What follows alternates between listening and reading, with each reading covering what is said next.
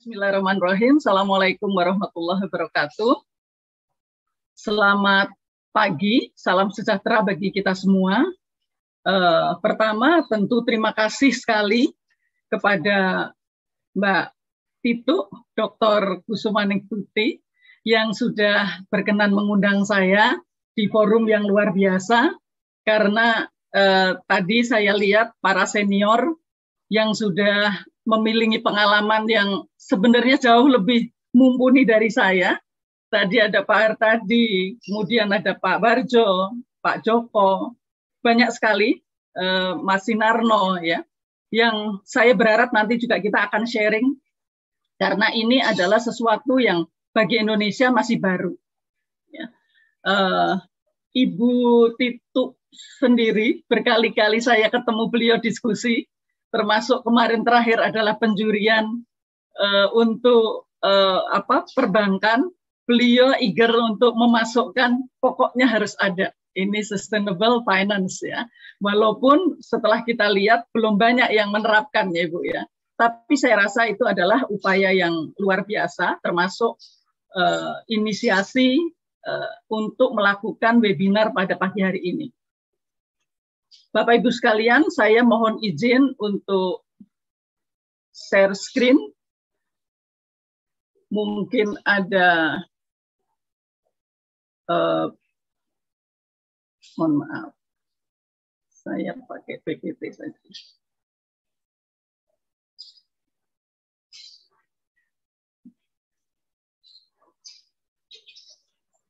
Baik, Bapak Ibu sekalian, sebenarnya kalau kita melihat apa yang terjadi di Indonesia, ya, tentang isu sustainable finance belum banyak kita diskusikan, ya. Jadi pada saat kita berdiskusi di side eventnya Bank Indonesia kemarin bersama Prof. Iwan Jaya Asis dan juga Mas Kacaribu, beliau juga menyampaikan bahwa sekarang ini pemerintah sedang mempersiapkan, ya, agar ada percepatan.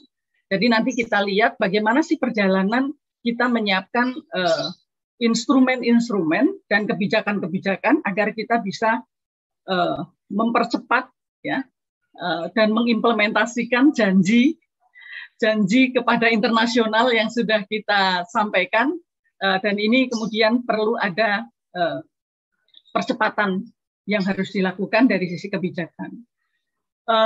Yang terbaru, Menteri Keuangan juga menyampaikan bahwa sebenarnya pasar obligasi, ya, pasar obligasi hijau ini di Indonesia ini belum tercipta cukup besar dan belum efisien.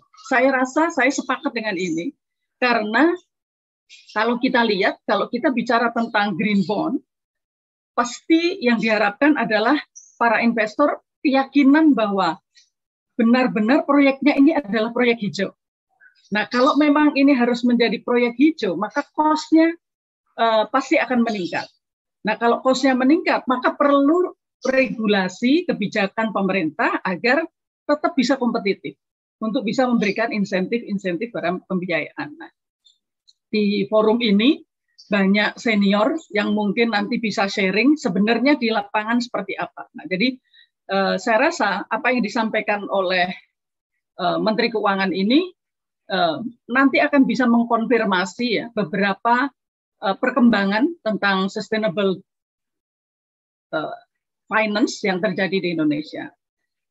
Baik, karena ini kita adalah forum yang juga dihadiri oleh para mahasiswa, ya, saya mencoba untuk menyampaikan beberapa hal. Apa sih sebenarnya, kenapa pentingnya, gitu ya. Saya rasa sudah sering juga membaca berbagai artikel, berbagai jurnal, gitu ya. Memang perubahan pemanasan global dan juga perubahan cuaca yang terjadi ini akan berdampak cukup signifikan, ya. Apakah kita merasakan atau tidak, atau kita merasa ini penting atau tidak, itu mungkin tergantung masing-masing. Seperti Bapak Ibu sekalian, pada saat kita survei untuk dampak dari COVID, ya, Bapak Ibu yang ada di daerah, dia rasakan nggak ada dampaknya COVID, gitu. nggak ada. Karena biasanya juga nggak ada kegiatan ekonomi, ada COVID juga nggak ada kegiatan ekonomi gitu. Tapi kita harus melihat bahwa sebenarnya ini ada opportunity. Ya, jadi bukan tidak ada dampak, tapi ada opportunity yang hilang kalau kita tidak bersegera. Nah, jadi kita bisa lihat dari berbagai literatur bahwa ini akan ada dampak dari sisi permintaan maupun penawaran. Ya,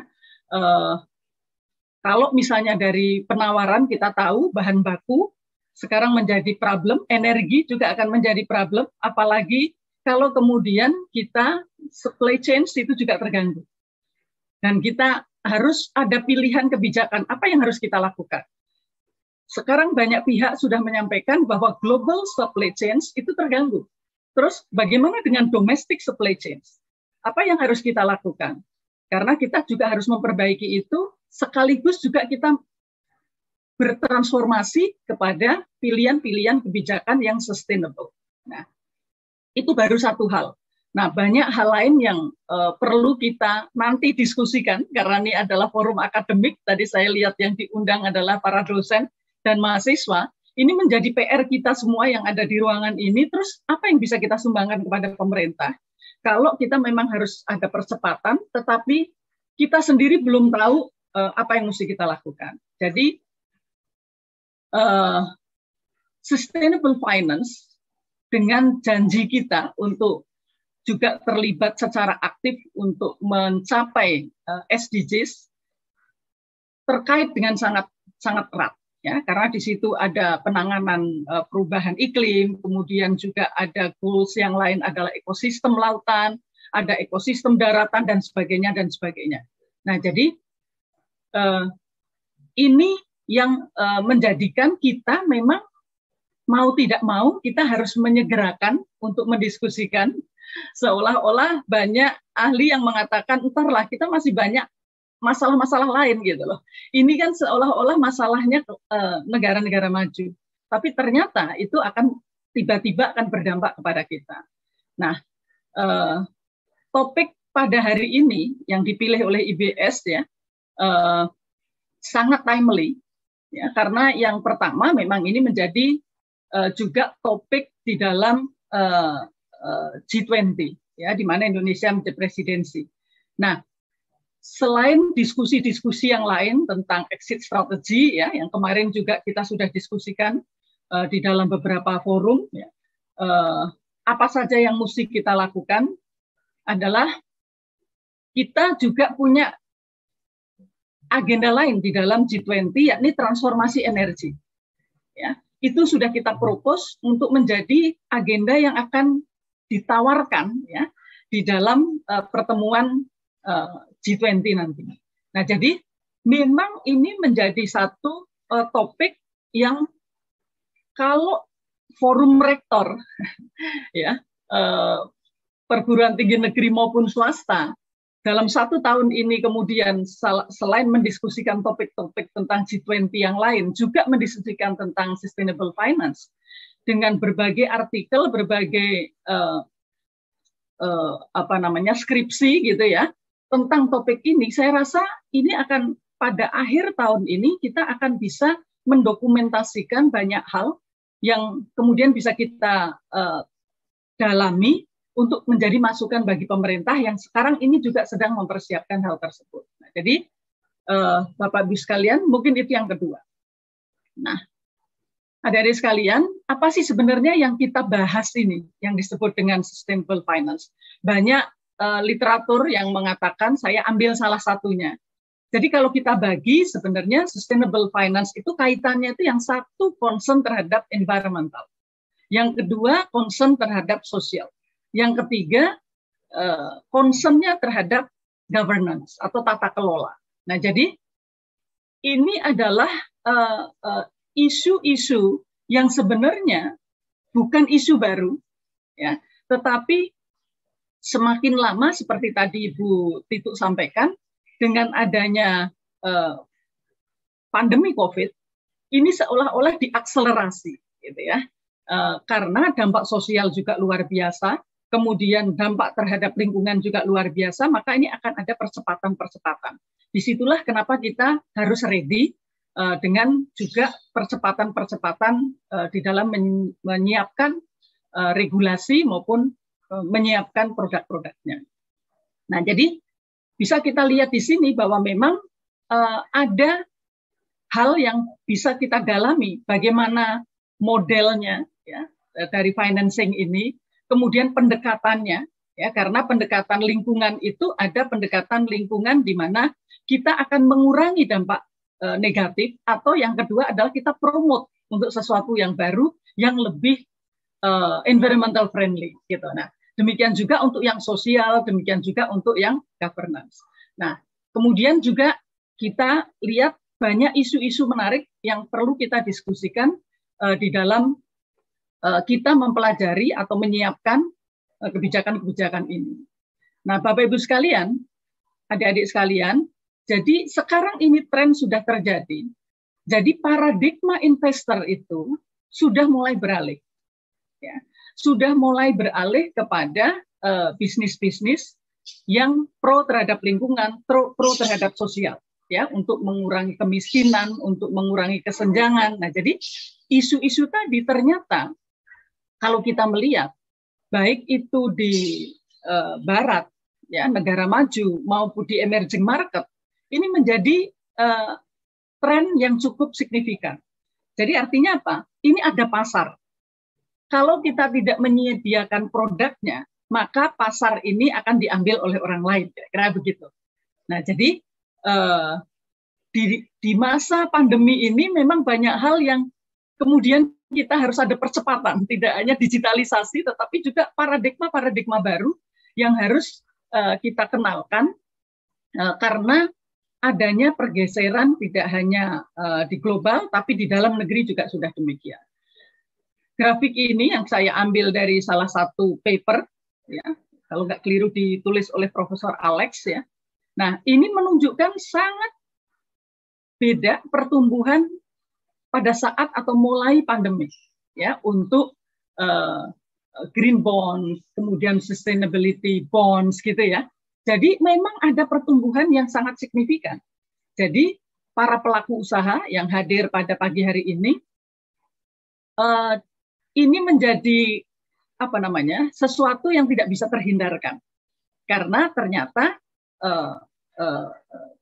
market global itu sudah meminta sesuatu yang lebih bisa menjaga sustainability. Nah, ini beberapa hal yang disampaikan oleh Bappenas saya ambil, bahwa kalau tadi kita melihat secara global, ada beberapa hal trennya yang sudah positif, juga kemudian juga pilihan-pilihan produk yang mestinya bisa kita develop. Nah, bagaimana dampak dari perubahan iklim ini bagi Indonesia? Ya, ini beberapa hal yang sudah diungkapkan oleh pemerintah, ya, bahwa akan bergantung kepada PDB apabila kita tidak segera bergeser, gitu ya. Kemudian juga ini akan meningkatkan cost tentu saja, ya, karena kita sudah tahu begitu lebih sering kita hujan atau lebih sering kita gempa, maka akan ada kerusakan-kerusakan yang itu akan menjadi cost bagi ekonomi. Nah, kita tentu saja untuk menjaga daya saing, ya, untuk menjaga efisiensi, kita perlukan adanya keseimbangan, baik itu kebijakan-kebijakan dari sisi pelaku usaha maupun kebijakan-kebijakan pemerintah untuk menyediakan lingkungan bisnis yang memungkinkan, ya, para pelaku usaha ini untuk menjaga daya saingnya, ya, tanpa harus memberatkan diri. Nah, jadi ini banyak hal karena ternyata kalau kita bicara tentang panen beras, ya, disebutkan akan ada penurunan juga sangat signifikan. Nah, bagi Indonesia tentu saja satu hal saja, beras yang menjadi makanan pokok itu menjadi satu ancaman bagi kita. Nah, Bapak Ibu sekalian, Pak Antyo, mungkin saya tidak akan terlalu banyak saya memberikan pengantar diskusi karena juga banyak yang akan bisa sharing. Apa sebenarnya tantangan yang tadi disebutkan oleh Ibu Titu? Tentu banyak sekali tantangan yang kita hadapi, Ya, yang pertama, menurut kami Indonesia ini masih pada tahap awal. Indonesia sudah memiliki roadmap pertama dan roadmap kedua. Tapi kalau kita lihat, misalnya untuk taksonomi hijau, pemerintah juga baru menyiapkan tadi, selesai menyiapkan itu di bulan Januari yang lalu. Artinya itu pada roadmap yang kedua. Roadmap yang pertama nanti kita lihat sebenarnya lebih pada persiapan-persiapan. Nah, kemudian tantangan yang lain adalah paradigma ekonomi dan keuangan berkelanjutan yang belum berkembang di Indonesia. Ya, tentu saja diskusi-diskusi ini masih mengalahkan isu-isu yang lain yang dianggap jauh lebih strategis. Ini seolah-olah bukan nomor satu. Nah, sehingga kita perlu untuk memperkenalkan bahwa paradigma ekonomi berkelanjutan itu adalah sesuatu yang tidak bisa kita hindarkan. Ya, apalagi sekarang ini kita sedang pada era atau periode yang terbaik, ya, atau era emas bonus demografi kita. Nah, jadi kalau kita tidak memperkenalkan sesuatu yang baru, maka ke depan kita ongkosnya akan jauh lebih mahal. Yang ketiga adalah masih rendahnya pemahaman. Bapak Ibu sekalian, kalau kita bicara sekarang ini tidak hanya 3R, tetapi 5R. Ya. Pemahaman tentang 5R ini tidak hanya pelaku usaha, tetapi juga masyarakat kita, ini masih sangat rendah. Ya. Kenapa? Karena memang kalau kita bicara tentang plastik misalnya, Bapak Ibu sekalian, ya, kantong plastik belanja sudah bisa digantikan. Tetapi kita juga tidak punya kebijakan yang komplit. Karena para ahli menyampaikan bahwa sebenarnya yang lebih membahayakan itu adalah justru plastik-plastik makanan yang sekarang kita gunakan yang mencampur antara plastik dengan kertas. Nah, itu makin lama kita bisa mengurai. Nah, jadi kita memang kebijakannya sendiri juga tidak komprehensif. Ya. Menurut saya baru sepotong, karena memang penggantinya belum ada. Yang kedua, kita belum menyiapkan infrastrukturnya. Ya, kita tahu negara maju tetangga kita, Singapura, dia sudah menyiapkan tadi untuk bisa menyelesaikan masalah sampah ini sehingga 5R itu bisa dilakukan. Tapi kita belum menyiapkan itu. Kemudian juga peluang bisnis di sektor berkelanjutan ini juga diskusinya masih sangat jarang. Ya, apa saja, di mana, padahal sebenarnya sangat banyak untuk melakukan itu. Kemudian benefitnya apa? Ya, dan saya yakin kalau di kampus pasti sudah banyak diskusi tentang ROSI-nya, ya, return on sustainable investment-nya. Tapi bagaimana menerjemahkan agar masyarakat kelas menengah kecil itu kalau mereka juga mau mengadopsi, ya, investasi yang sustainable itu harus seperti apa gitu? Apa menarik atau tidak gitu? Kemudian juga kita belum memiliki standarisasi hijau. Saya rasa ini PR ya, termasuk risiko LST atau lingkungan sosial dan tata kelola yang belum terintegrasi di kita. Apakah itu sudah ada di RPJMN? Karena kalau ini sudah terintegrasi, artinya tadi paling mudah saja investasi untuk membangun infrastruktur penghancur sampah mestinya sudah ada di dalam RPJMN. Gitu. Nah, kemudian juga koordinasi. Nah, jadi dalam roadmap yang pertama, sejauh yang saya tahu, mungkin nanti Pak Irmansyah bisa sharing dengan saya, atau mungkin Bapak Ibu yang lain, lebih pada pengenalan prinsip. Ya, jadi karena ini masih pada tahap baru, ya, sampai dengan 2019. Kemudian juga sosialisasi gitu ya. Tapi kalau kita melihat studinya, ternyata yang menjadi permasalahan atau hambatan kita, ini merubah habit tadi. Itu masalah yang utama. Ya, kemudian juga ternyata betul infrastruktur itu memang belum tersedia. Ya, kalau membuang sampah atau dibagi menjadi 3, ya, sampah kita, tetapi nanti kemudian yang ngambil sampah nyampurin lagi, itu saya rasa itu memang kita masih punya PR yang besar gitu.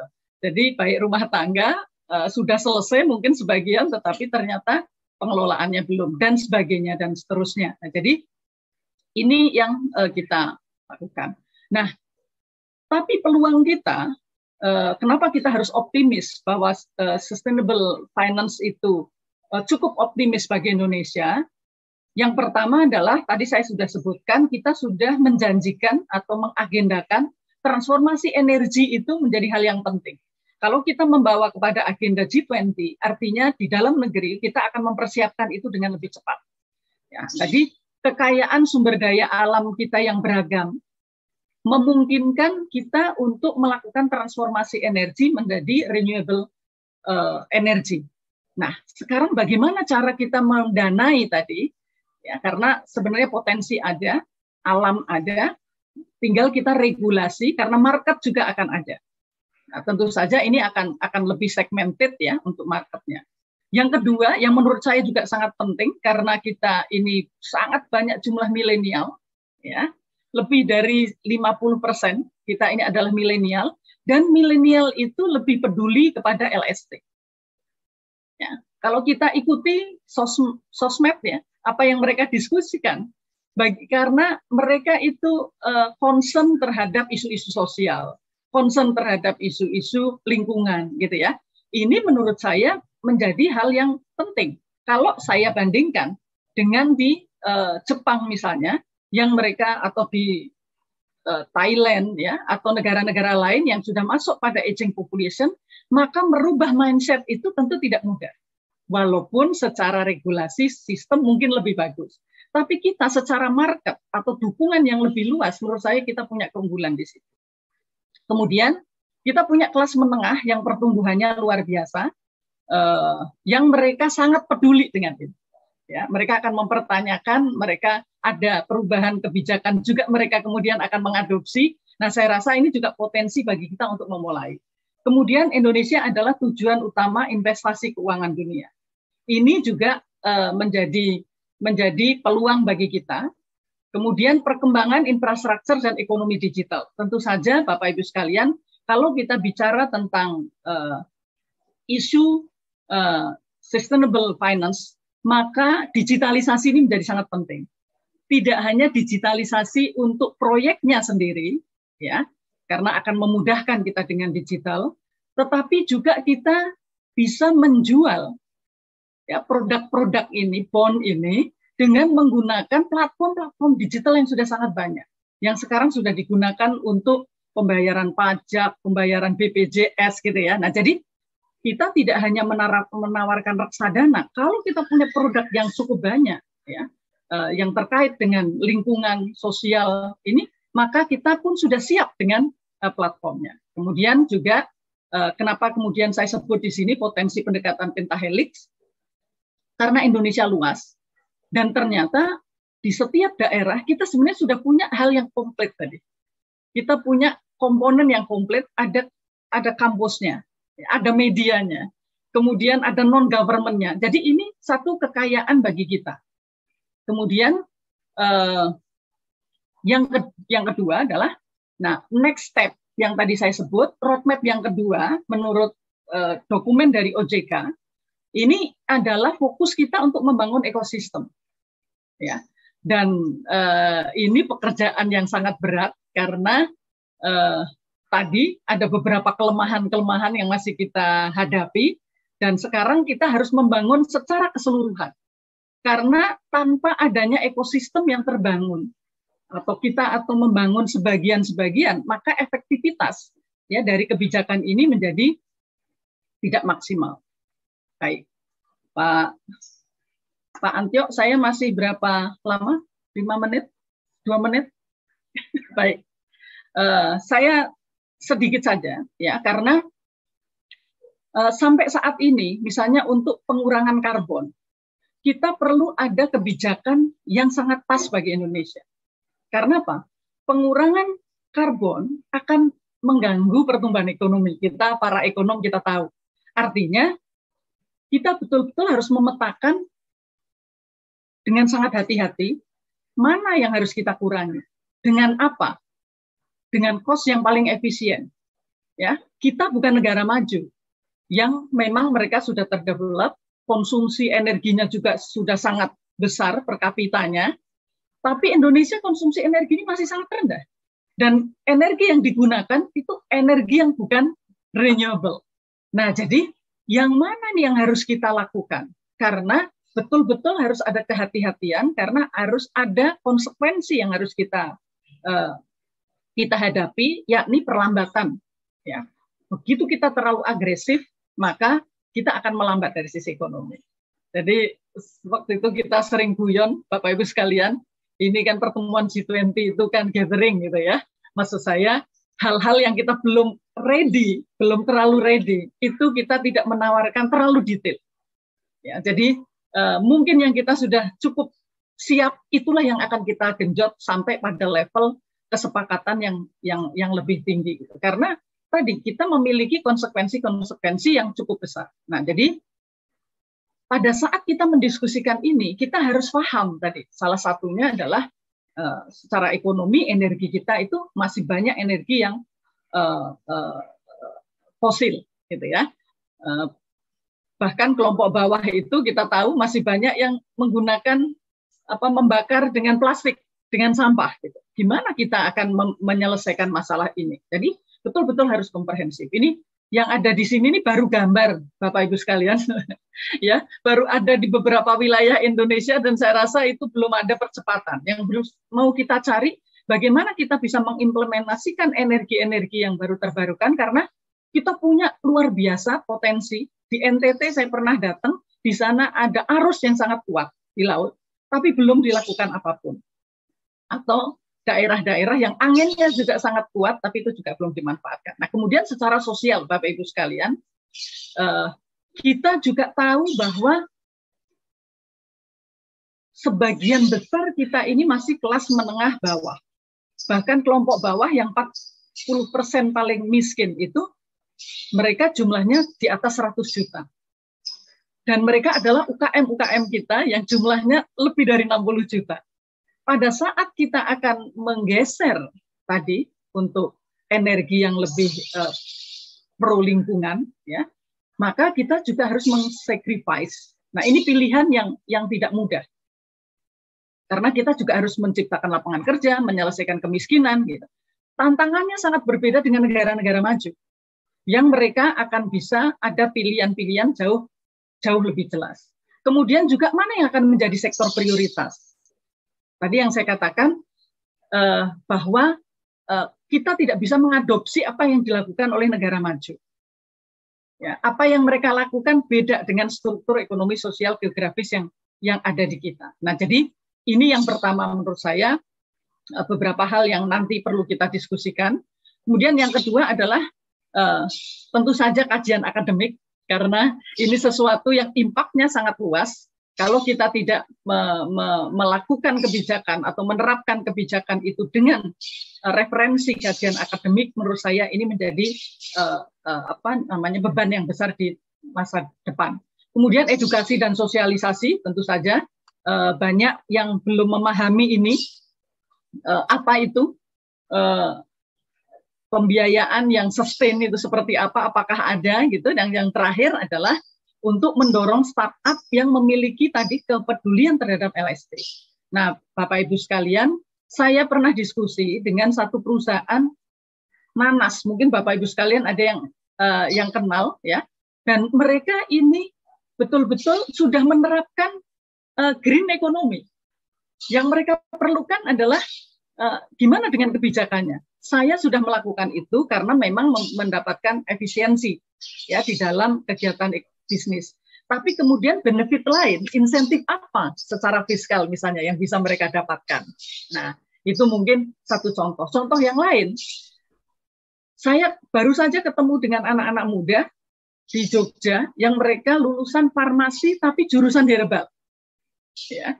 Dan kemudian mereka membuat startup. Mereka hulu hilir. Mereka menjaga dari sisi petaninya untuk tetap organik. Kemudian ada platformnya, kemudian ada yang meracik, ya, meracik obat-obatan tadi dengan bertanya kira-kira penyakit saya apa, sehingga sangat customized. Dan mereka menggunakan digital untuk marketing dan juga untuk pembayaran. Nah, jadi inilah anak-anak muda ini yang menurut saya bisa menjadi cikal bakal untuk memulai, ya, di dalam kondisi yang seperti sekarang ini. Saya rasa mereka sangat fleksibel, ya, memiliki keunggulan karena sangat fleksibel di dalam melakukan pilihan-pilihan atau bisnis-bisnis baru mereka. Nah, Pak Antyo, Bapak Ibu sekalian, mungkin itu yang bisa saya sampaikan sebagai pengantar diskusi. Jadi saya tidak memberikan banyak, tapi saya bertanya banyak kepada Bapak Ibu sekalian yang hadir pada hari ini. Mudah-mudahan nanti di akhir seminar kita bisa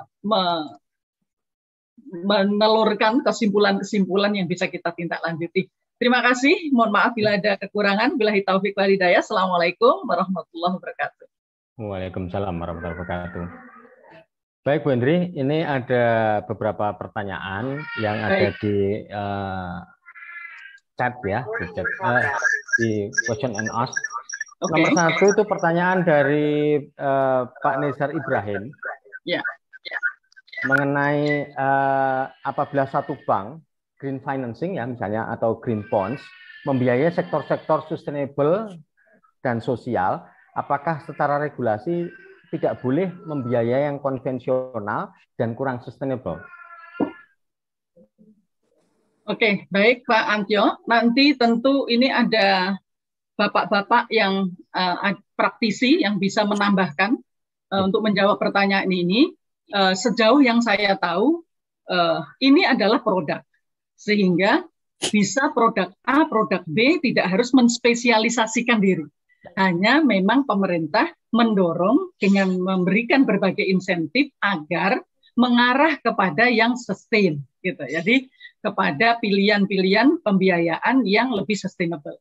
Oleh karena itu, kita mestinya tidak bisa harus juga mengedukasi marketnya sendiri, tidak kemudian apple to apple, karena yang satu kita bicara keuntungan finansial saja biasanya, ya, tapi yang satu kita bicara tentang benefit. Kalau benefit itu bisa benefit bagi lingkungan, benefit bagi masyarakat secara luas, bagi struktur ekonomi yang lebih kuat dan sebagainya. Jadi Pak Nezar, sejauh yang saya tahu, memang kita lembaga-lembaga tersebut bahkan BPR gitu, dia bisa mengeluarkan produk yang berbeda, sebagaimana mengeluarkan sun dan sukuk gitu kan, maksudnya obligasi yang syariah dan tidak syariah gitu. Monggo. Yeah. Berikutnya yang ini agak sedikit mungkin menggelitik juga, ini mengenai UMKM itu dari Pak Ahmad Idris. UMKM merupakan sektor real yang mampu bertahan di tengah krisis waktu 98 ya, dan kemudian 2008 juga bagus juga, tapi krisis pandemi di 2020, bagaimana implementasi sustainable finance pada UMKM, mengingat perhatian UMKM terhadap sustainable finance masih sangat kurang. Oke, itu kira-kira Bu Hendri, monggo silakan.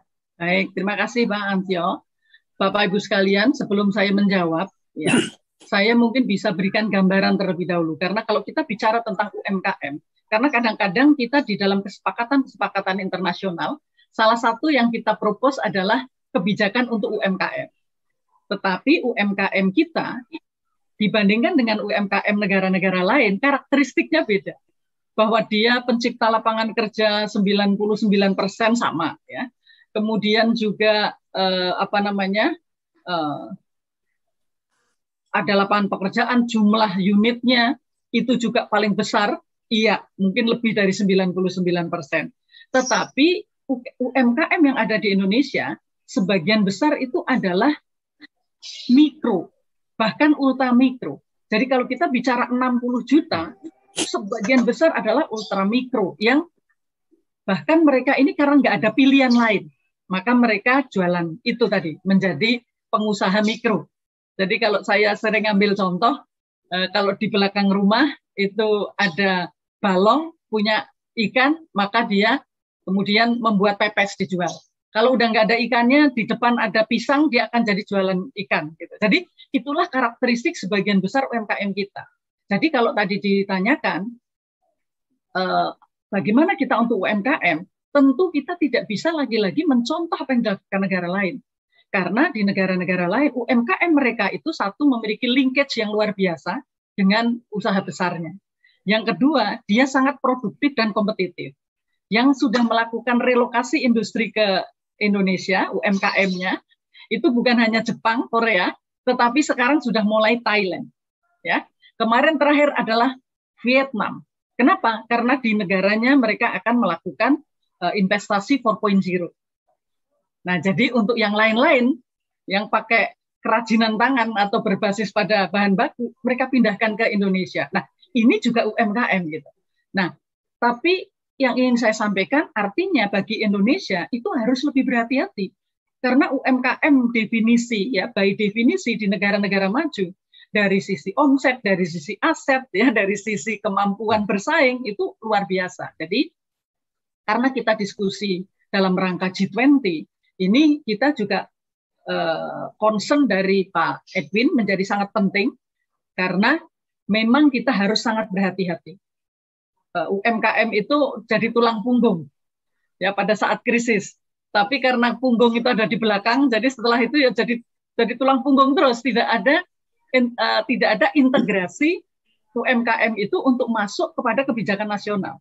Ya, saya ambil contoh yang sering saya berkali-kali saya sampaikan. Dalam pengendalian COVID, kita ada program sembako, nilainya lebih dari 50 triliun. Tetapi tidak diikutkan bahwa paket sembako 100% harus diisi produk UMKM. Nah, saya rasa itu juga. Halo? Halo, ya ketendang saya. Oke, baik. Ya, jadi itu saja tidak diikutkan di dalam program besarnya. Kalau diikutkan di dalam program besar, maka UMKM tadi selama pandemi dia akan menjadi UMKM yang tidak harus hanya mendapatkan bantuan BLT dari pemerintah, tapi konsumsi mereka juga ada karena ada pesanan ya, yang jumlahnya mungkin sekitar 18,8 juta paket sembako. Nah, jadi hal-hal yang seperti ini juga harus diperhatikan. Nah, kalau itu kemudian dikaitkan, dia ada marketnya, ada potensinya, kita minta bergeser dengan pembiayaan yang sustainable, yang mungkin ongkosnya sedikit lebih mahal, itu menjadi masuk akal. Jadi kita mengintegrasikan tadi, Pak Edwin ya, itu yang mungkin yang jadi pemikiran saya. Karena usaha besar aja masih bingung Pak, apalagi UMKM. Jadi memang kita masih pada tahap awal sekali di dalam mengimplementasikan ini. Begitu, ya. Pak Antio. Ya, ini ada lagi kalau tadi dari Pak Ahmad Idris ya sebenarnya. Kalau Pak Edwin Basmar, Dr. Edwin Basmar itu menanyakan mengenai kalau misalnya financial sustainable dalam perekonomian ditunjang aktivitas keuangan yang terjadi. Tapi apakah kemudian langkah yang harus dilakukan oleh Bank Sentral atau otoritas keuangan lainnya dalam pencapaian financial sustainable sesuai dengan sasaran presidensial G20? Ya, kita memang menawarkan tadi menjadi agenda penting. Tapi tadi sudah saya sebutkan di isu penting nomor 1 adalah kita harus punya referensi dengan melihat sebenarnya kondisi kita seperti apa. Secara struktur sosial, ya, secara struktur ekonomi, kemudian secara geografis. Karena apapun ya itu tidak akan menjadi sebuah kesepakatan yang harus dilakukan, tapi pada saat kita juga mengintroduce sesuatu yang terlalu maju gitu ya, menurut saya juga kita perlu kehati-hatian. Jadi Bapak tadi kita bisa mendorong yang kita sudah siap, ya, karena banyak sektor-sektor yang sebenarnya sudah siap. Tetapi untuk UMKM kita bisa jadikan tuh layer yang selanjutnya. Jadi kita ikuti Bapak Ibu apa yang dilakukan oleh China gitu kan. Dia bilang sepakat, tetapi habis itu setelah ini akhirnya dia di sektor keuangan itu dia memerlukan waktu yang sangat lama dengan argumen yang memang masuk akal. Nah, ini yang harus kita bangun. Yang harus kita bangun, kenapa harus ini dulu? Kenapa tidak yang ini di depan gitu? Maka kajian akademik tadi untuk meyakinkan ya menjadi sangat penting kita di dalam melobi atau kita bernegosiasi. Gitu Pak Antio. Ya, ini ada satu lagi pertanyaan dari ini nggak tahu nih namanya Elsinta Suyoso Marsden mengenai solar grid panel ya, bahwa apakah kemudian tadi kan Bu Hendri juga menyampaikan mengenai bagaimana mindset ya, mengubah mindset. Di kita kan sebenarnya energi cukup tersedia berlimpah yang bisa terbarukan, tetapi kemudian seperti apa misalnya kemudian ini energi terbarukan untuk grid panel ataupun misalnya kalau listrik selama ini kan juga sebagian masih menggunakan batu bara ya, pembangkit listrik. Walaupun kemudian kemarin sempat diresmikan ada menggunakan PLTA ya. Dulu kan PLTA sempat ditinggalkan. Nah, itu kira-kira seperti apa untuk selanjutnya, Bu Indri? Baik, Pak. Kalau saya bagaimana kita sebenarnya bisa mendorong itu tadi sangat tergantung kepada konsep kebijakannya. Karena tidak bisa itu hanya keinginan dari market saja, keinginan masyarakat, keinginan dari usaha gitu untuk menerapkan itu. Saya sebagai konsultan ya, beberapa investor datang ke Indonesia menanyakan di mana peraturan itu. Saya bisa berinvestasi di satu daerah yang memang bisa saya pasang panel dan itu bisa solar cell gitu, bisa sangat murah, tetapi mereka tidak ngerti, mereka harus deal dengan siapa. Itu real ya. Jadi artinya memang kita belum memiliki bahkan strategi dan kebijakan kita juga belum firm untuk bisa diikuti oleh masyarakat yang tertarik atau untuk investor yang akan tertarik gitu. Nah, mungkin kita bisa melihat di beberapa negara yang lain mereka diperkenalkan dengan solar cell ya. Kemudian subsidinya itu diberikan pada saat mereka itu membeli panelnya. Nah, jadi subsidi pemerintah itu adalah pada saat mereka harus bertransformasi untuk menjadi energi yang terbarukan gitu. Nah, apakah kita sudah punya konsep itu tadi? Nah, ini tugas kita untuk menelurkan apakah Indonesia juga bisa itu atau yang lain gitu. Sehingga subsidi energi kita bisa jauh lebih fokus kepada pergeseran atau transformasi kepada energi-energi yang sustain gitu. Nah itu Pak Anjo mungkin mudah-mudahan menjawab atau mungkin yang lain silahkan Bapak Ibu yang mau menambahkan nanti. Ya, silahkan kalau nanti misalnya ada yang mau menambahkan, monggo silahkan. Ini ada satu pertanyaan lagi yang barangkali tadi kan sudah juga menyampaikan mengenai sustainable finance ya. Mengenai ini dari Pak Ahmad Fageh itu salah satunya mengenai central bank digital currency. Ya, CBDC. Ya, monggo. Mungkin nanti ada yang bisa menjelaskan, ada Pak Hartadi juga gitu ya. Ada Pak Hartadi, ada Prof. Adrianus Moy, ada Pak Subarjo. Ada Prof. Adrianus juga, monggo. Saya secara detail apa yang sudah dilakukan atau disiapkan, saya belum terlalu update. Mungkin kalau kita lihat bahwa apakah kita sedang menyiapkan ya, tetapi bahwa perubahan tadi, perubahan teknologi, perubahan produk itu sangat cepat dan diskusi kita juga masih banyak berdiskusi di sandbox-nya. Jadi jadi masih kira-kira Pak. Jadi kita mengusulkan digitalisasi bansos saja itu implementasinya baru 2024 gitu. Nah, jadi memang apakah kita berani melakukan terobosan-terobosan gitu dengan tetap mengukur risiko-risiko yang ada. Nah, tapi secara detail, monggo apakah ternyata sudah ada dan seperti apa, saya persilahkan Bapak Ibu untuk menambahkan. Mungkin Prof. Adrianus Moy? Monggo, Prof. Ya, sebenarnya ya itu mungkin topik yang besar yang memerlukan waktu untuk membicarakan. Tapi betul. Saya kembali ke webinar kita dulu ini topiknya. Lingkungan hidup ini. Jadi di sini saya ada dua hal di sini menanyakan. Ada satu julukan yang ini ceritanya panjang tapi saya potong pendek aja, bahwa Indonesia itu dianugerahi dengan berbagai banyak hal ya. Tetapi untuk menjaganya sulit sekali, merusaknya gampang. Artinya sifat tingkah laku manusia di sini sangat menentukan ya. Satu itu adalah ya Indonesia ini sebenarnya green country. Dia nomor 3 yang punya hutan tropis yang terbesar di dunia selain Brasil dan di Kongo di Asia itu Indonesia. Yes. Jadi it's a green country. Berarti kita harus membangun green economy. Tapi membangun itu susah gitu ya. Ya green finance itu otomatis follow ya. Gitu. Nah, jadi ini masalah manusia ini. Nah, ini banyak hal kita harus belajar karena Ibu Henry ini belajar di Jepang, saya kira sifat tingkah laku orang Jepang banyak yang harus kita tiru ya.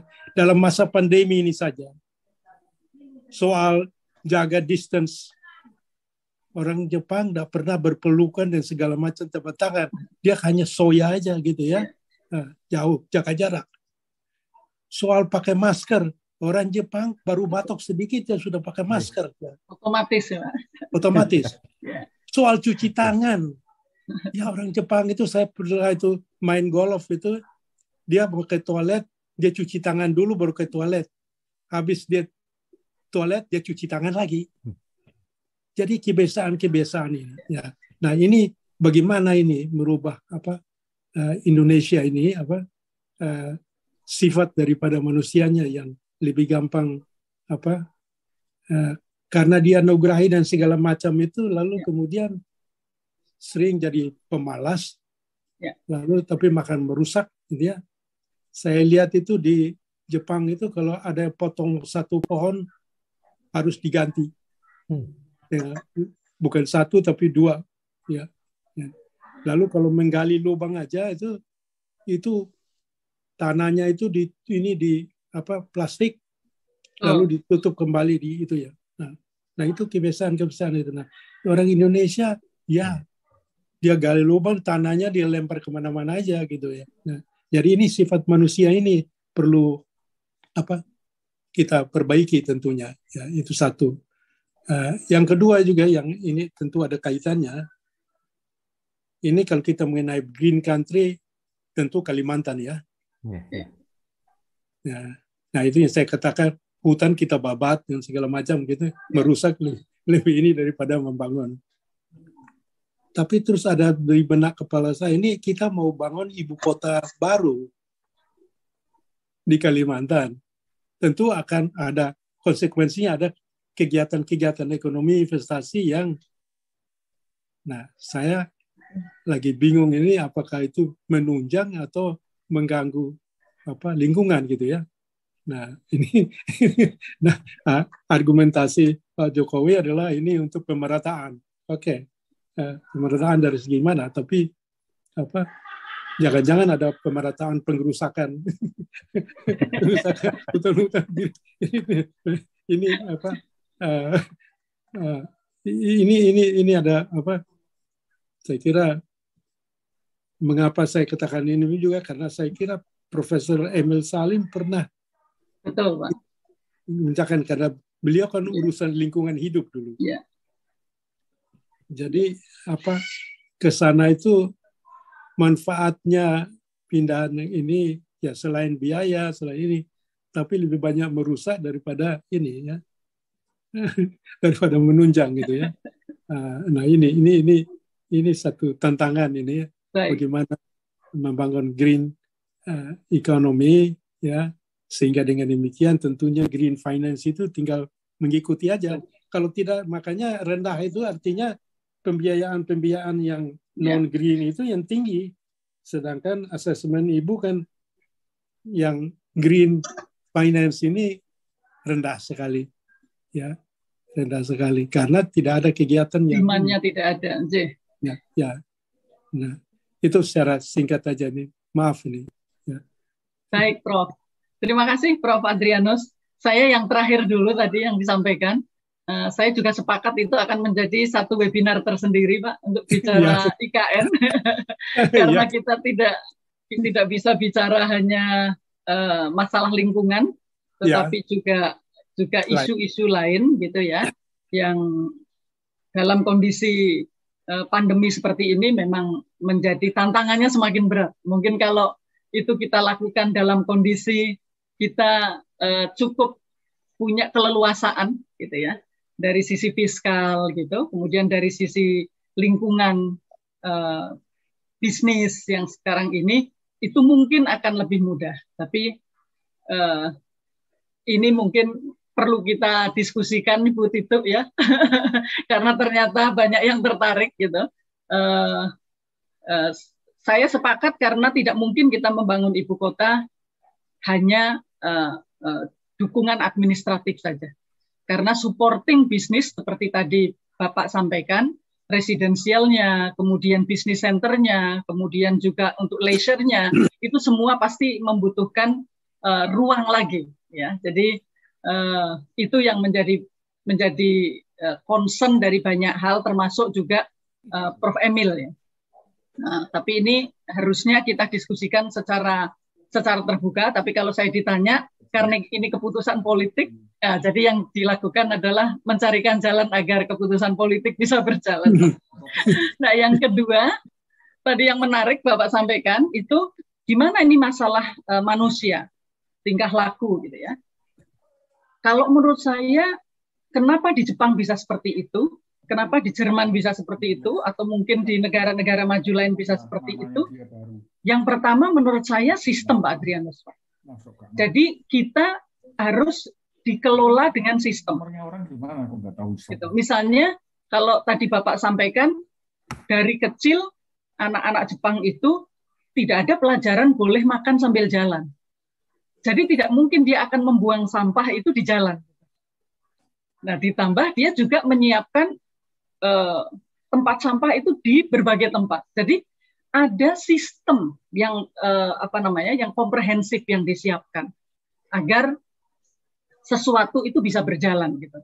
Tapi kalau kita sepotong-sepotong, ini sebenarnya efektivitas dari tadi misalnya merubah perilaku tadi menjadi tidak akan efektif seperti beberapa contoh tadi. Yang kedua, tadi kebijakannya memang tidak konsisten, Pak.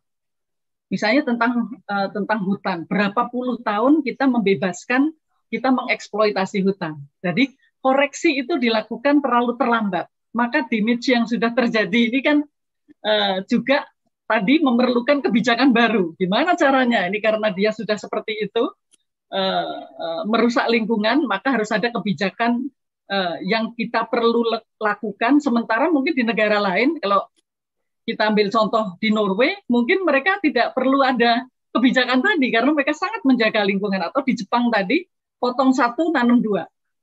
Dan mereka ada catatannya semua gitu. Nah, jadi itu memang tidak ada kebijakan dan sudah terlalu lama. Jadi saya rasa kalau kita bicara tentang sustainable economy, sustainable finance tadi, ya harus digarap semuanya tadi saya sampaikan.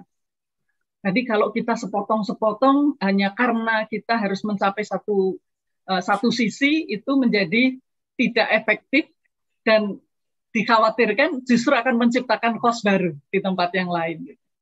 Mungkin demikian, Prof. Adrianus yang bisa saya sampaikan. Ya, terima kasih. Terima kasih, Prof. Makasih Prof. Adrianus atas ini masukannya. Ini juga mohon maaf kepada peserta. Pak Antio, kalau boleh hadir juga Pak Imansyah. Oh iya, Pak Imansyah, monggo Pak Imansyah. Dan sebetulnya hadir juga Ibu Eti Wulandari, komisioner. Kita juga harus belajar. Terima kasih Bu. Barangkali ada yang bisa disampaikan di Sustainable Finance. Pak Imansyah, monggo.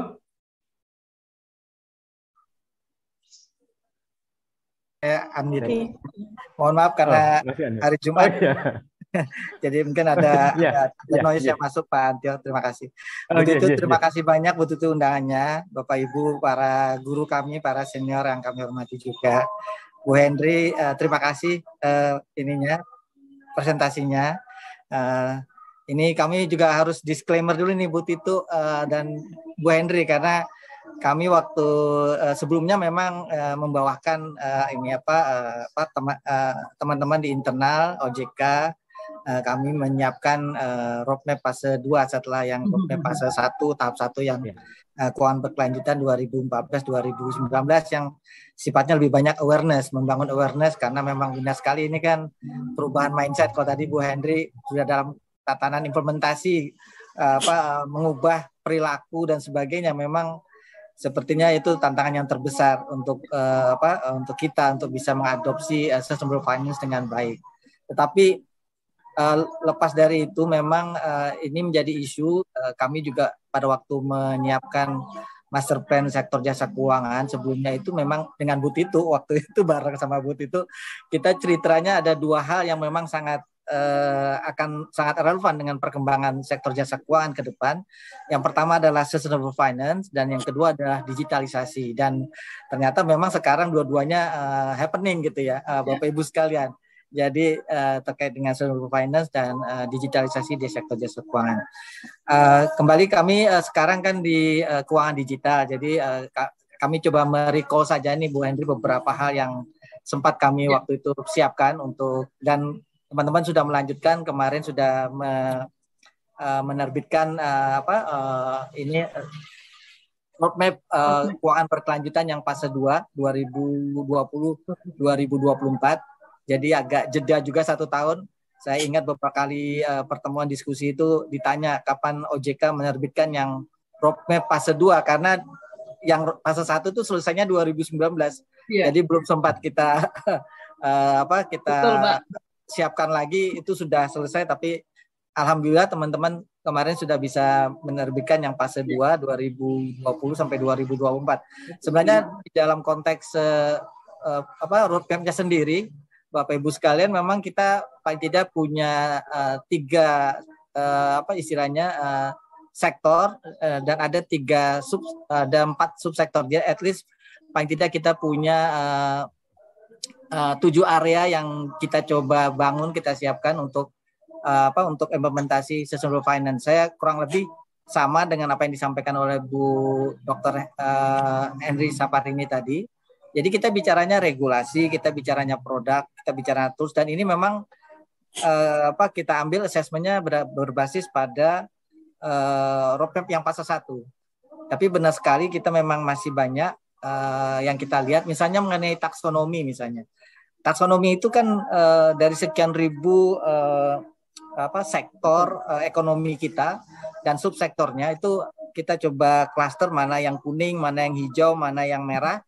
Dan itu kan nanti akan berdampak pada mapping sektor yang bisa dibiayai oleh lembaga keuangan, atau paling enggak mungkin kalau ada perusahaan yang mau menerbitkan bond atau industri, mereka akan harus melihat taksonomi itu. Nah, ini sudah kita isu juga taksonomi keuangan berkelanjutan, jadi itu menjadi pedoman, karena tentu saja nanti itu menjadi bahan kita untuk melihat ke depan insentif apa yang bisa kita berikan. Misalnya saja kalau sekarang misalnya insentif dalam bentuk bobot risiko ATMR, misalnya kendaraan listrik itu lebih rendah daripada kendaraan yang biasa. Itu salah satu insentif yang sudah diberikan, termasuk juga mungkin pemerintah sudah bicara juga mengenai insentif pajak dan sebagainya. Jadi kalau kita lihat dari 7 area, 7 aspek yang ada di dalam ekosistem keuangan berkelanjutan, memang yang paling mendasar mungkin juga ini sepertinya agak sedikit terdilusi dengan digitalisasi adalah awareness. Jadi kayaknya campaign kita dengan uang berkelanjutan nggak intensif, nggak masif gitu. Kalau pemilu kan menggunakannya struktural gitu, masif dan berkelanjutan. Nah, ini kalau kita untuk ekosistem keuangan berkelanjutan ini nampaknya kita masih banyak yang harus kita lakukan gitu ya. Jadi kami sih di OJK banyak yang sudah kita siapkan dan akan kita lanjutkan, termasuk kita juga menjadi member dari Global untuk Sustainable Financial Network. Itu kita juga banyak memberikan masukan. Sebenarnya kita diapresiasi, tetapi mungkin akselerasi kita, Bu Hendri, tidak seperti negara lain, karena memang banyak sekali yang harus kita siapkan infrastrukturnya. Bisa belum lagi. Betul, belum apalagi terkait dengan kesiapan kita, misalnya seberapa banyak orang yang paham, seberapa banyak orang yang mengerti mengenai parameter untuk keuangan berkelanjutan. Bond yang diterbitkan apakah memang untuk keuangan berkelanjutan, kan perlu ada parameternya, ada kriterianya. Itu juga akhirnya nanti cost-nya lebih mahal daripada yang konvensional. Jadi akhirnya kalau bicara tadi Bu Hendri bicara ini financial keuntungan finansial, padahal kalau kita bicara keuangan berkelanjutan kan benefitnya tidak hanya lebih jangka panjang. Yang lain sebenarnya kita yang sangat agak mikro ini sebenarnya adalah adopsi ESG risk di dalam konteks manajemen risiko di lembaga keuangan, terutama di perbankan. Kami beberapa kali diskusi terkait dengan ESG risk ini, apakah mau jadi stand alone ataukah dia bagian dari risiko operasional gitu.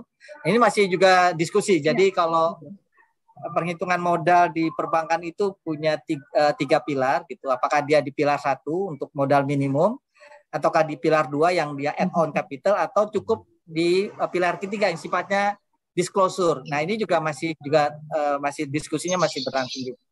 Karena kita paham dalam konteks COVID sekarang kalau kita tambah beban modal itu kan berarti kapasitas untuk lendingnya kan berkurang. Jadi kita juga coba mengkalibrasi, mencari titik temu antara sekarang untuk pemulihan ekonomi berupa kapasitas untuk lending dengan memitigasi risiko dari terjadinya perubahan iklim yang cukup masif sekarang ini. Jadi PR-nya masih banyak. Saya sependapat sama Bu Dr. Henry hari ini. Jadi Bapak Ibu sekalian, tentu saja OJK sangat terbuka kalau memang ada kesempatan untuk bisa berdiskusi lebih lanjut untuk kita bisa monitoring. Karena sampai 2020 sampai 2024 tuh sebenarnya sudah kita detailkan apa saja yang kita lakukan setiap tahun. Jadi mudah-mudahan nanti kalau ada kesempatan mungkin ada teman-teman yang sekarang handling isu terkait dengan keuangan berkelanjutan bisa sharing juga terkait dengan update yang dilakukan oleh OJK di konteks adopsi keuangan berkelanjutan.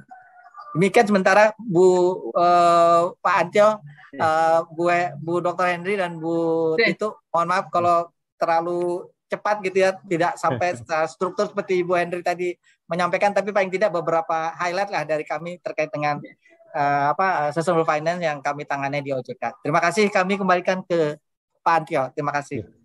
Terima kasih Pak Iman atas tanggapannya, kemudian masukannya beberapa. Nah ini karena juga kebetulan Bu Hendri ini waktu juga sudah sedikit melebihi dari yang dirancang, karena sampai tadi ada yang minta izin live karena mau sholat Jumat. Jadi walaupun kalau Jakarta belum ya, tapi kan mungkin di Indonesia bagian timur atau bagian tengah kan sudah mau mulai. Jadi ada beberapa hal yang kemudian tadi disampaikan oleh Bu Hendri, secara ringkas saja saya sampaikan bahwa memang kita ini kalau sustainable finance ya, finance sustainable itu kan bagaimanapun juga ekonomi hijau kan juga sebetulnya kita punya potensi, hanya kemudian sistem yang memang harus semua, tidak hanya satu titik tapi the whole ya, the whole system, sehingga kemudian menjadi nyaman. Dan tadi sempat Bu Hendri sampaikan misalnya plastik cukup banyak. Kadang-kadang kita juga heran ketika kemudian membuat tempe dibungkus plastik.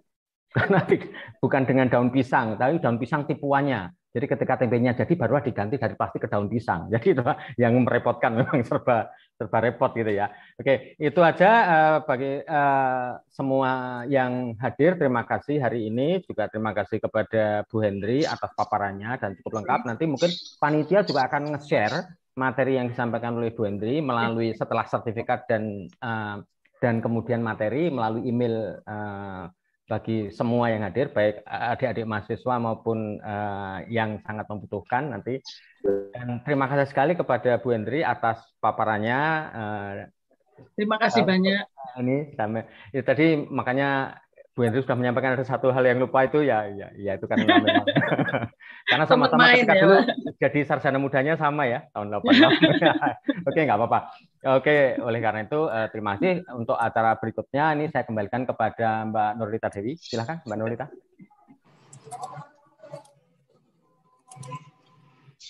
Pemberian plakat secara virtual kepada Ibu Hendri Saparini, PhD.